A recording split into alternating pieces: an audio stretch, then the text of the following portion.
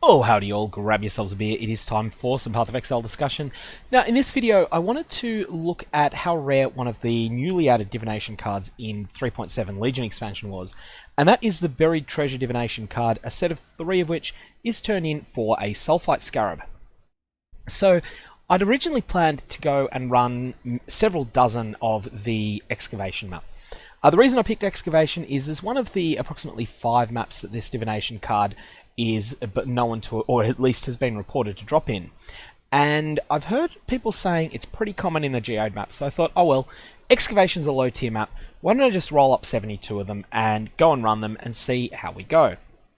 Well, the results are in, and I've got to say, although I ended up making quite a bit of currency out of these 40 maps, and a lot of that is due to being very lucky with Exalted Orb drops, when it comes to farming for buried treasure, the results were derisory. I got all of one Divination card for the Buried Treasure Divination card out of 40 maps.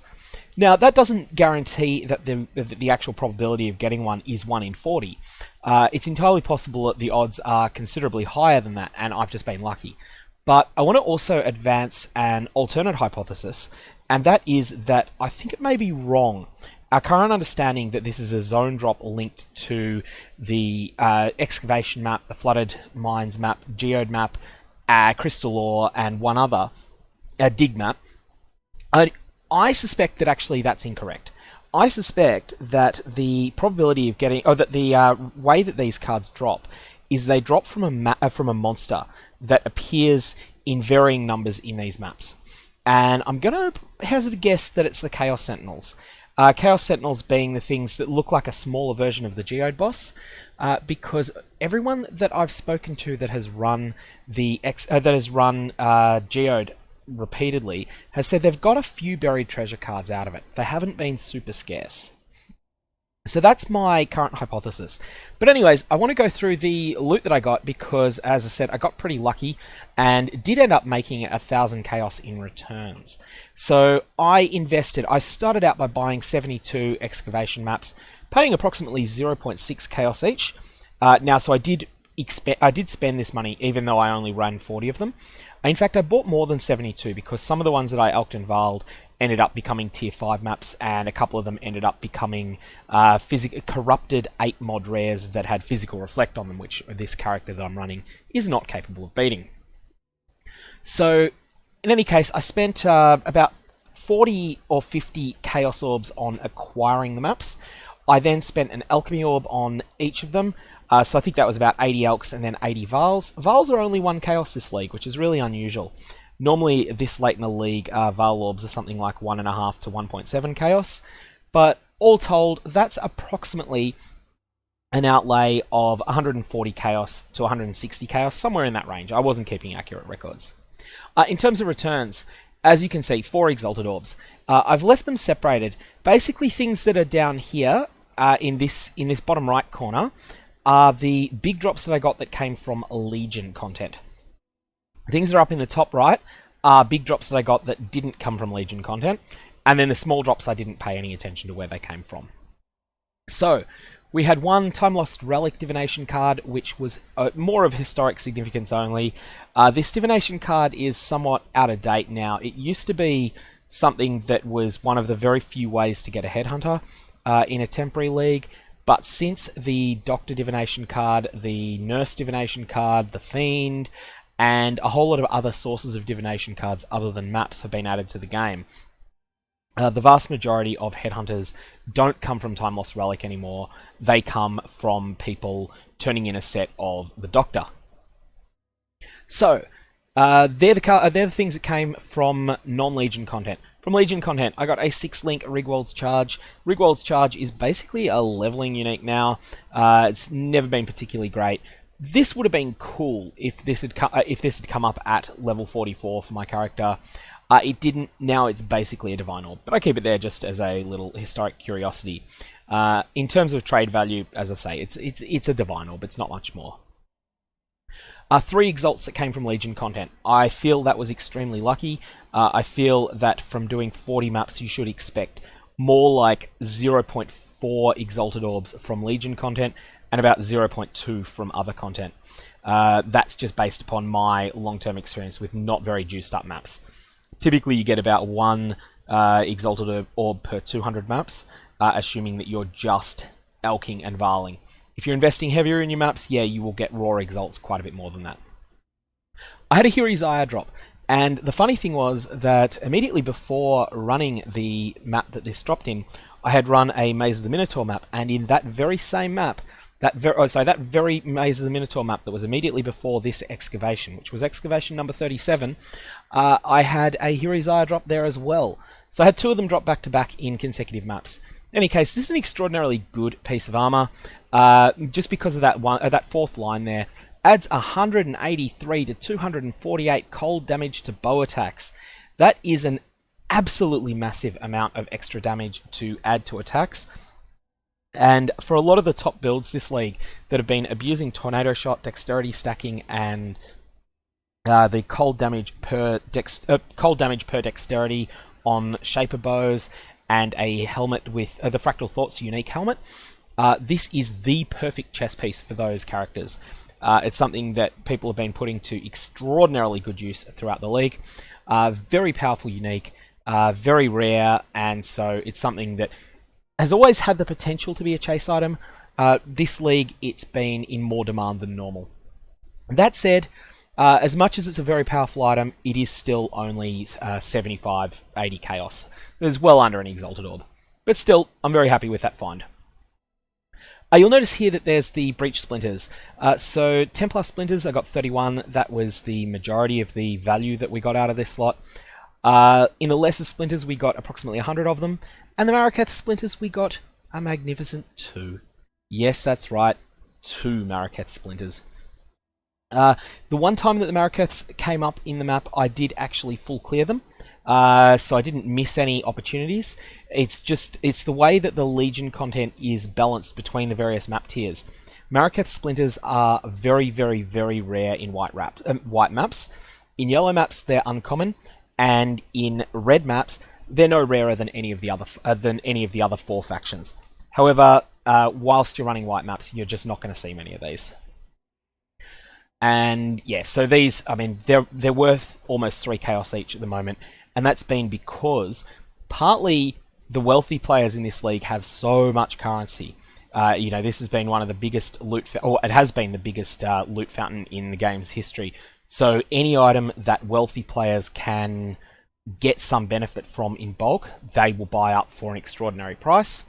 But on top of that, there's just so many players that are looking to push 100 in this league. It's a very easy league to hit level 100 in, and the way to do that is to spend up on 5-way services. So for that reason, Marraketh Splinters have been a good money spinner for the whole league, and they're something that you will mostly get if you're running content that is red tier maps.